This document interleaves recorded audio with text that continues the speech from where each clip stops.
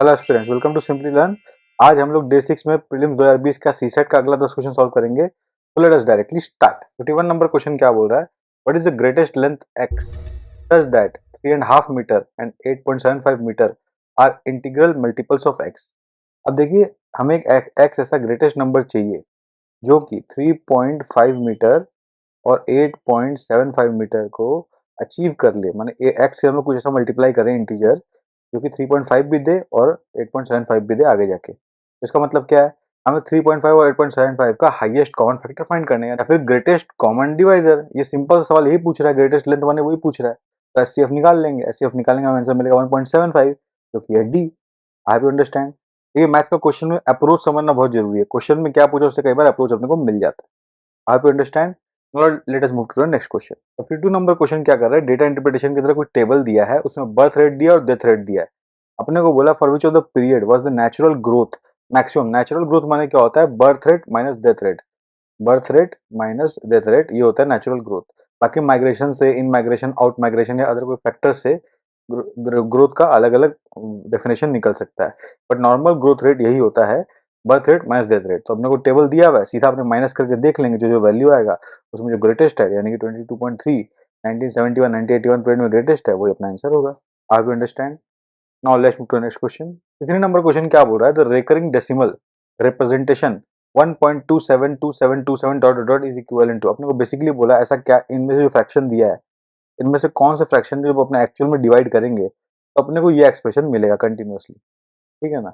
तो मतलब जैसे हम 10/5 करते हैं तो क्या मिलता है? 2। इसी तरह 10/6 करेंगे तो क्या मिलेगा अपने को? 1 पॉइंट। यहाँ पे 4 रिमाइंडर बचा, 4 40/6 कितना होता है? 6 अगेन, अगेन 6। ऐसे ऐसे करके 1.6 से एक रिकरिंग नंबर आता है। सिमिलरली इसमें से ऐसा क्या डिवाइड करे, क्या कौन सा फैक्टर है जो गिवन है जिसको अपने करेंगे तो ये ऊपर वाला आएगा। तो आंसर है बी। आप खुद से करके देखिएगा, मैंने बगल में 2 किया, दूसरे में आंसर आ गया, तो बी इज द आंसर। और let's move to next question. 54 number question क्या कह रहा है? What is the least 4 digit number which when divided by 3 4 5 6 leaves और रिमाइंडर 2 इन ईच केस। देखिए, इस क्वेश्चन को 2 मेथड से कर सकते हैं, पर सिंपलेस्ट मेथड ये है, सिंस हमने को बोला लिस्ट 4 डिजिट नंबर, इनको 3 4 5 6 से डिवाइड करेंगे तो रिमाइंडर 2 आएगा। तो पहले 3 4 5 6 का लोएस्ट कॉमन मल्टीपल फाइंड कर लीजिए, यानी एलसीएम। एलसीएम फाइंड करेंगे, आपका आएगा 60। अब 60 से लाइन बाय लाइन डिवाइड करते जाइए। 60 से पहले 1012 को डिवाइड करेंगे तो आपका रिमाइंडर आएगा 4। फिर 1022 को डिवाइड करेंगे, रिमाइंडर आएगा 2। ये रिक्वायर रिमाइंडर, ये अपने को चाहिए था, तो आंसर आ गया बी। अब ये लिस्ट 4 डिजिट नंबर पूछा है। अब इन चारों में से लिस्ट जो 2 रिमाइंडर छोड़ा वो बी दिख ही गया, क्योंकि बाकी 2 नंबर इससे बड़ा ही है, तो बी आंसर होगा। बाकी चेक करके फायदा नहीं है, और वी कैन मूव फॉरवर्ड। ठीक है ना? Now let's move to next question. 55 number question क्या बोल रहा है? In adult population of a city 40% men and 30% women are married. माने कि उस शहर में जो एडल्ट पॉपुलेशन है उसमें 40% पुरुष और 30% महिला मैरिड है। अब ये भी क्या बोला? What is the percentage of married adult population. देखिए, एक तो होगा एडल्ट पॉपुलेशन ए, इसमें total men plus total women आ गया, ये एडल्ट पॉपुलेशन हो गया। एक हो गया मैरिड एडल्ट पॉपुलेशन, को हम लोग मानते हैं पी। वो क्या है? 40% of main and 30% of women. ये 2 इक्वेशन हम लोग को पता है, 2 इक्वेशन, और अपने पास 4 अननोन है। अपने एक और इक्वेशन क्या दिया है कि if no man marries more than one woman, माने मोनोगेमी है, और no woman marries more than one man, माने बेसिकली मोनोगेमी चल रहा है, यानी कि जितना मैन मैरिड है उतने वुमन मैरिड है। And there are no widows and widowers, इसका मतलब कोई मरा भी नहीं है। इसका मतलब total number of married man equal to total number of married women. ये एक और इक्वेशन हो गया। 0.4m equal to 0.3m। अपने पास क्या है? 4 equation and 3 equation and 4 unknown. आपने को क्या पता करना? परसेंटेज पता करना।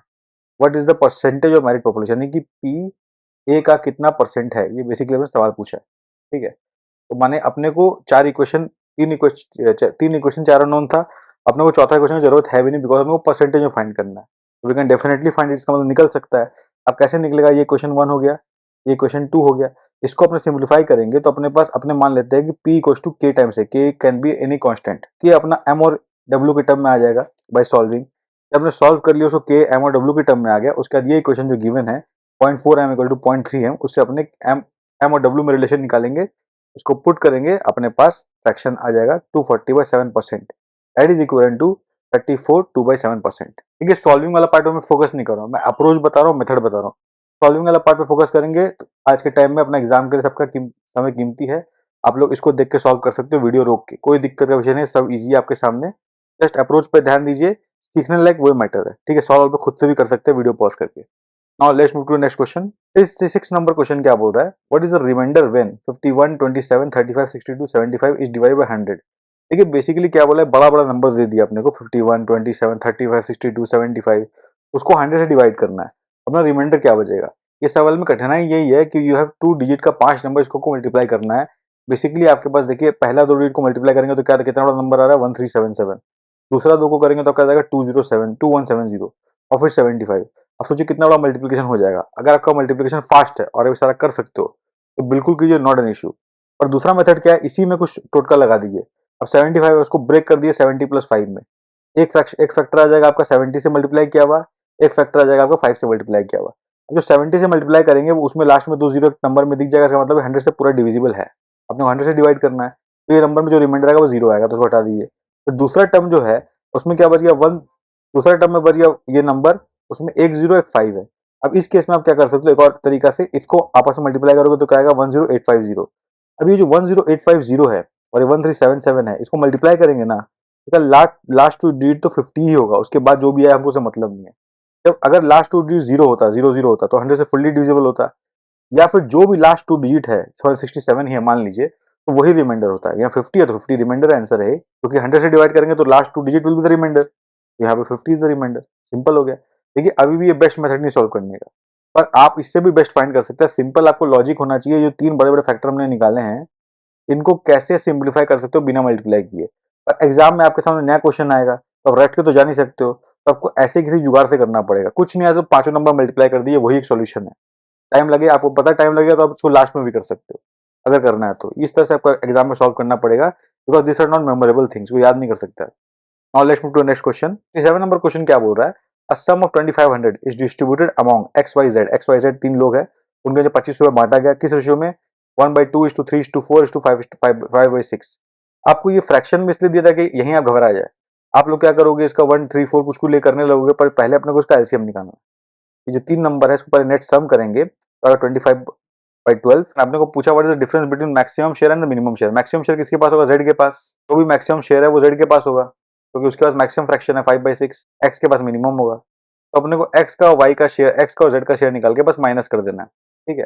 पर एक्स और जेड का शेयर निकलेगा कैसे, अब जेड का शेयर क्या होगा 5/6 अपॉन 25/12। 25/12 कैसे आया, इससे 3 फ्रैक्शन है, तीनों का सम करके अपने को पता चलेगा मैक्सिमम कितना पैसा इनमें डिस्ट्रीब्यूट हुआ आपस में, ठीक है। वो अपने पास 25/12, इनमें 25/12 पैसा डिस्ट्रीब्यूट हुआ है, वो हो गया डिनोमिनेटर में। अब जेड को कितना मिला 5/6, तो ये हो गया न्यूमिनेटर में, और टोटल कितना 2500। इससे अपने फ्रैक्शन में निकल जाएगा जेड को कितना पैसा मिला। सिमिलरली एक्स को कितना मिला, एक्स का वैल्यू हाफ दिया हुआ है, हाफ बाय 25/12 जो टोटल है, और पैसा कितना 2500, उसे एक्स का मिल गया। एक्स और वाई, एक्स और जेड का जो है उसको माइनस करना है, उससे अपने को डिफरेंस मिल जाएगा, तो माइनस कर दिया, हम लोग को डिफरेंस मिला 400। एज सिंपल एज आंसर आ गया सी। अप्रोच ध्यान रखना है, सॉल्यूशन तो आप लोग वीडियो देख के भी जो सॉल्विंग वाला पार्ट आप कर सकते हो, मेन अप्रोच समझना है और मेथड समझना है। I hope you understand. Now let's move to next question. 58 number question क्या कह रहा है, for what value of n the sum of digits in the number 10 power n plus 1 is 2।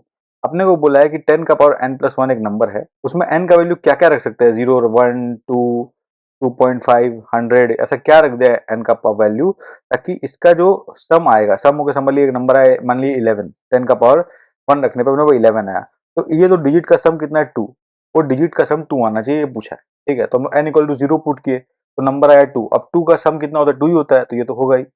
n equal to 1 put किया तो क्या है 11, 11 में दोनों डिजिट का सम कितना 1 प्लस 1 2, ये भी सही है। अब n इक्वल टू 2 पुट किया तो अपने पास 101 आया, 101 में डिजिट का सम कितना 1 plus 0 plus 1 that is equal to 2 again, तो ये भी सही है। ऐसे 3 पुट किए तो डिजिट क्या है 1001 यानी कि 1 प्लस 0 प्लस 0 प्लस 1 यानी कि अगेन 2, ये भी सही है। इसका मतलब ऑल होल नंबर के लिए सबके लिए सही है। या होल नंबर बोला है ये सही है, पॉजिटिव इंटीजर के लिए भी सही है, रियल नंबर के लिए सही नहीं है। तो अगर हम लोग n को मान लीजिए 2.5 रख देते हैं तो नंबर क्या आ जाएगा, नंबर आ जाएगा 10√10। यहाँ फ्रैक्शन आ गया ना भाई, ये तो फ्रैक्शन का किसी तरह भी सम इंटीजर हो ही नहीं सकता, तो ये बात गलत हो गया। इसके लिए डी तो पक्का रॉन्ग है, ए भी सही है, बी भी सही है, सी भी सही है।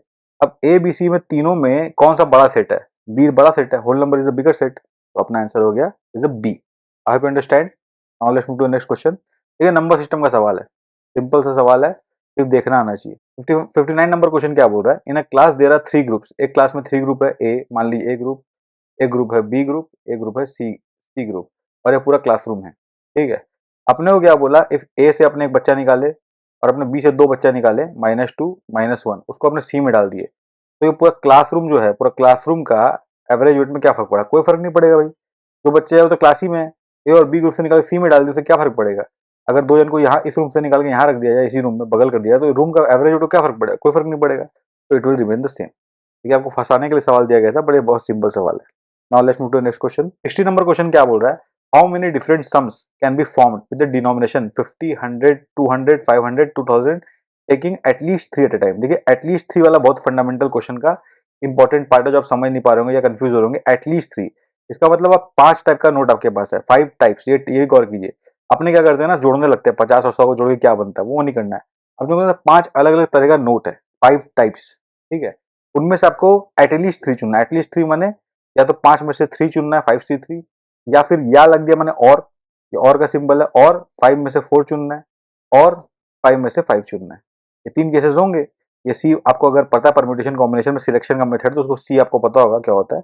कि 5C3 is basically 5 factorial by 3 factorial two 2 factorial plus 5C4 यानी कि 5 factorial by 4 factorial into 1 factorial. 5 factorial मतलब कि 5 factorial by 5 factorial into 0 factorial. इसका वैल्यू आएगा 10, इसका वैल्यू आएगा 5, इसका वैल्यू आएगा 1, तो अपना आंसर आएगा 16। आप अंडरस्टैंड, ए इसका आंसर होगा। ये मैंने इसलिए तो सॉल्व कर दिया बिकॉज कई लोगों को शायद कॉम्बिनेशन नहीं पता हो, परम्यूटेशन कॉम्बिनेशन क्या होता है, सिलेक्शन क्या होता है, उसके लिए मैंने हल्का सॉल्व कर दिया। This is factorial method. Binomial में भी लोग पढ़ते हैं परम्यूटेशन कॉम्बिनेशन, अपने आप में चैप्टर होता है क्लास 10 11 में। अगर आपको नहीं पता तो आप इससे हल्का सीख सकते हो। इसको पता है, उसको पता है 5C3 क्या होता है। यही था आज का 10 क्वेश्चन। ये यूपीएससी कुछ ऑफिशियल आंसर किए 10 क्वेश्चन का, आप इसे क्रॉस चेक कर सकते हो, वैलिडेट कर सकते हो। ये चैनल है यूपीएससी जनरल स्टडीज चैनल, इसको आप स्टिक कर सकते हो ऐसे previous year paper question solving का अंडरस्टैंडिंग के लिए। आई होप यू अंडरस्टैंड। आपको इनिशिएटिव अच्छा लगा, if you like the initiative channel को लाइक कर सब्सक्राइब करें। और एक क्वेश्चन बुकलेट है जिसके अंदर आपको ये क्वेश्चंस और आंसर की मिलेंगे, वो आप simply learn official channel Telegram में जाकर एक्सेस कर सकते हो। वहां आपको उसका क्लियर अंडरस्टैंडिंग मिल जाएगा। और ये सॉल्यूशन देखने के लिए वीडियो देखते रह सकते हैं, उससे आपको सॉल्यूशन का और क्लैरिटी होगा। तब तक के लिए best wishes for the examination.